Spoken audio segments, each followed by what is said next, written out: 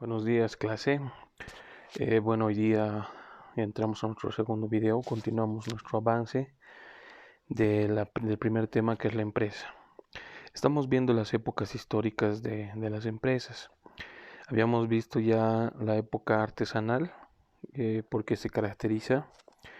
Ahora vamos a entrar ya a la segunda etapa, que se denomina la transición hacia la primera revolución industrial. Estamos hablando de un periodo de más o menos 1780 a 1860. ¿Por qué se caracteriza esta época? Principalmente porque acá se da este fenómeno que conocemos todos como la revolución industrial. ¿Por qué se caracteriza? Porque todos estos talleres artesanales que habíamos visto en la anterior época empiezan a mecanizarse. Uno de los hitos más fuertes de esta etapa es que aparece la máquina de vapor y la aplicación de la fuerza motriz del vapor a la producción. Es decir, ustedes deben conocer que apareció el ferrocarril en esta época y se da un gran salto en cuestiones de transporte en la humanidad. Esta época de la revolución industrial comenzó en Inglaterra.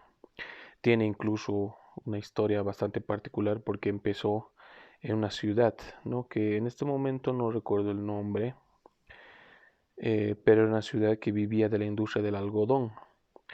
Y bueno, fue tan fuerte su dependencia de este artículo que incluso se le llamó a la ciudad luego Cotonópolis, ¿no? Cotton en inglés es algodón.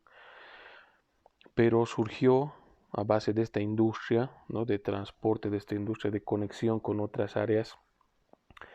Esta revolución ya ha cortado distancias, ¿no? A partir del emplazamiento de la locomotora en varias ciudades se acortaban distancias, los tiempos, ya sea de viaje, de transporte de mercancías y demás, lo que ocasionaba que las ciudades empiecen a desarrollarse más rápidamente. Entonces por eso es que se le llama esa, ¿no? La revolución industrial, porque empiezan a crecer estas empresas pequeñas que eran artesanales a convertirse en grandes industrias, y por eso principalmente se caracteriza esta época. Además que aparece también el carbón como una nueva fuente de energía básica, y también aparece el hierro como material básico. Ustedes saben que el carbón justamente es lo que alimentaba la máquina de vapor, pero no solamente se la utilizaba a modo de locomotora, también en las grandes industrias existían máquinas a vapor que reemplazaban trabajos manuales de personas en trabajos mecánicos que requerían mucha más fuerza, que requerían mucha más concentración.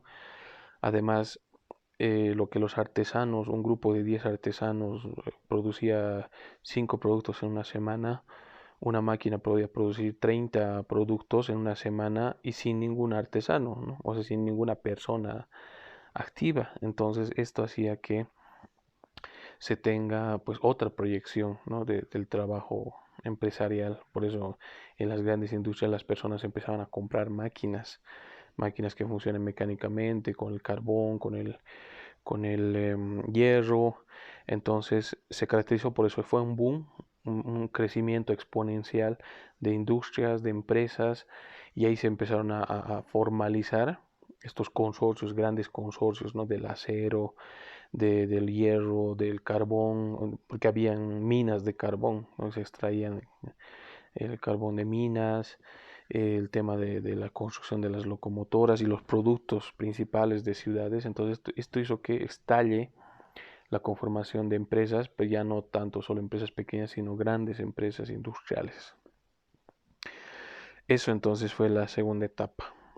La tercera etapa, que se denomina ya desarrollo industrial, se caracteriza por una profundización de la utilización de muchos materiales, pero también la aparición de otros. Por ejemplo, el acero, el nuevo material básico. Si antes era el hierro, ahora aparece el acero, que es una aleación mucho más fuerte, mucho más resistente, ¿no? Porque el hierro tenía sus desventajas en su momento, ¿no? Por su durabilidad, por su resistencia. Sin embargo, cuando se logra la aleación del acero y se ve que es un material muy resistente, se reemplaza esto. Y bueno, se puede mejorar y afianzar la calidad de los productos, sobre todo en tema de construcción. Entonces, no puede si antes no te animabas a hacer un edificio de 3 pisos porque sabías que tus columnas de hierro iban a aguantar máximo hasta 5, con el acero ya podías pensar, imaginar un edificio de 10, de 20 pisos, 30 rascacielos y demás. Aparece también la electricidad como una forma de energía, lo que igual ayuda a mecanizar varios procesos de trabajo. Aparecen los derivados del petróleo como puentes principales de energía. ¿Por qué? Porque en esta época es cuando se inventa el automóvil, ¿no? Tenemos el invento del automóvil en 1880, que si bien en un principio no entró con fuerza, es decir, no se vio al automóvil como un elemento útil tanto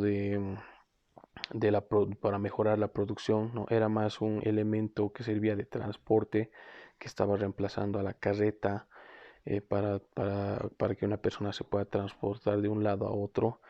Em, Poco a poco fueron construyendo automóviles que eran de carga, de transporte, no por nada el automóvil al final terminó reemplazando a la locomotora en términos de costos, de durabilidad, de confiabilidad.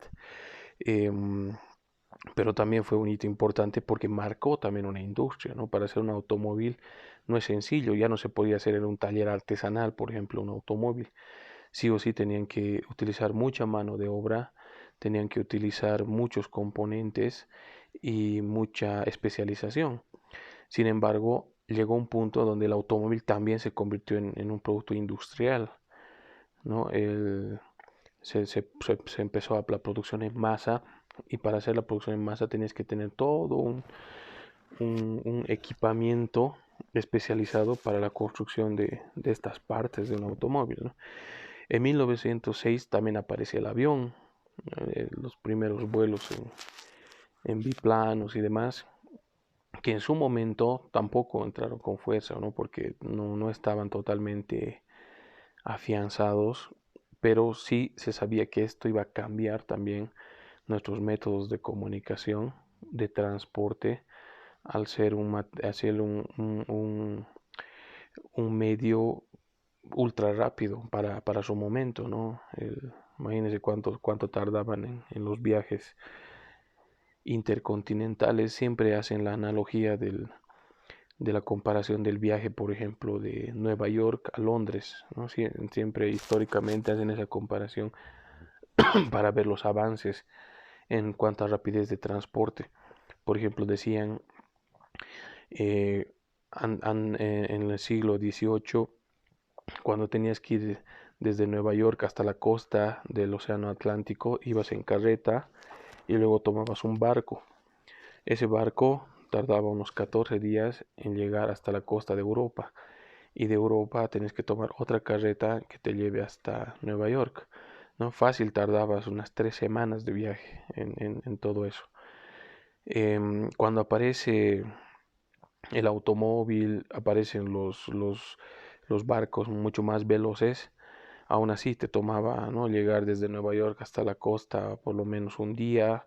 En el barco seguía tardando por lo menos unos 7 días, y un día y medio más desde la costa de Europa hasta Londres. Entonces igual había reducido, pero tardabas unos 8 días, 9 días. Con el avión, ¿cuánto tardas? 6 horas, ¿no? 6 horas es el vuelo Nueva York-Londres. Entonces fíjense cómo ha cortado tiempos ¿no?, de viaje en este transporte como lo es el avión, que es el más rápido que tenemos actualmente. Aparece otro medio de comunicación que es el telégrafo inalámbrico en 1876. Este fue otro de los grandes inventos en su momento, aunque tampoco fue muy bien apreciado, ¿no? De hecho, el inventor del telégrafo, Alexander Graham Bell, intentó vender su patente a la compañía conocida como Western Union, porque él consideraba que este era un invento muy útil. ¿Y qué le respondió la Western Union? Le dijo: señor, creemos que su invento es interesante, pero no es útil. No creemos que a la gente le sirva un aparato con alambres de cobre para comunicarse entre sí, ¿no? Y los de la Western Union manejaban correos, ¿no? Paquetería, lo que hacen hasta hoy en día. Entonces, fíjense, los de la Western Union rechazaron tener la patente del telégrafo, lo que posteriormente se iba a convertir en el teléfono, ¿no? Porque no le vieron utilidad en su momento, dijeron no es útil. Pero fíjense lo que son las telecomunicaciones hoy en día. No hay casi una persona en el mundo que no tenga ahora un aparato de comunicación conocido como celular. Pero hace más de 100 años hasta podían haber dicho que no era útil, ¿no? Pero entonces esto también revolucionó esa forma, esa manera de comunicarnos, de estar más cerca y de intercambiar información. Y el otro punto fueron la aparición de los grandes bancos e instituciones financieras. Si bien esto no se dio principalmente en este punto exacto, porque esto de las entidades financieras ya empezó incluso desde el siglo XIV, desde el siglo XIII, cuando aparecieron los prestamistas, incluso terminando la época feudal de la que hablamos en la anterior clase, ya aparecieron los prestamistas, por ejemplo. Una de las primeras instituciones bancarias, de hecho, fue el Vaticano después de las cruzadas, de las guerras cruzadas.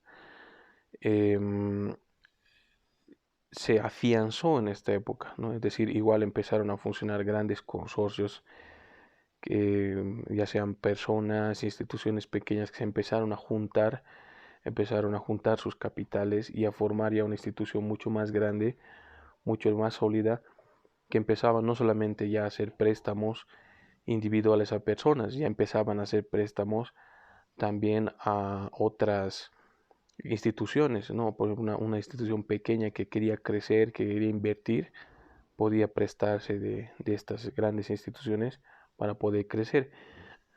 Esto ayudó también mucho al desarrollo empresarial, porque cuando ya sea empresas unipersonales o pequeñas empresas querían crecer y no tenían a dónde acudir para seguir desarrollándose, podían acudir a estas entidades para empezar a tener un crecimiento también exponencial, aprovechando lo que estaba sucediendo en el mundo, ¿no? Entonces, si se dan cuenta, con todos estos avances, volvió a incrementarse el tema de la formación también de empresas, ya sean pequeñas como grandes. Las empresas de transporte, por ejemplo, de automóviles, de aviación, tradicionalmente siempre han sido grandes, ¿no? No hay empresas pequeñas que construyan unos cuantos automóviles.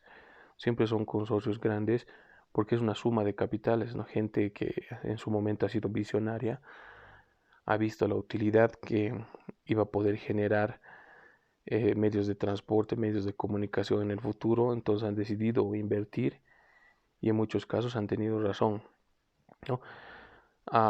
Con la única, digamos, excepción que la locomotora que más bien empezó a caer, ¿no es cierto? No es la única que no ha crecido como el automóvil o el avión, sino que más bien en su momento se mantuvo y para decaer un poco, ¿no? Es decir, casi se ha reemplazado, pero no por un tema de utilidad, porque sigue existiendo, ¿no? Sino más un tema de costo de mantenimiento, porque saben que la locomotora no anda por cualquier camino, ¿no? Necesita un camino especial que son sus rieles y las rieles y todo ese sistema necesita un de mantenimiento también.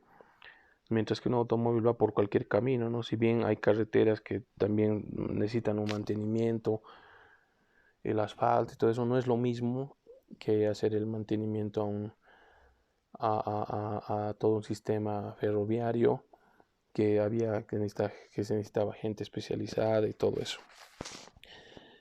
Bien, entonces, viendo estos dos episodios, vamos a terminar acá este video y luego continuamos ya con el cuarto punto en el siguiente video. Me despido, espero que todos estén muy bien y nos vemos en la siguiente clase.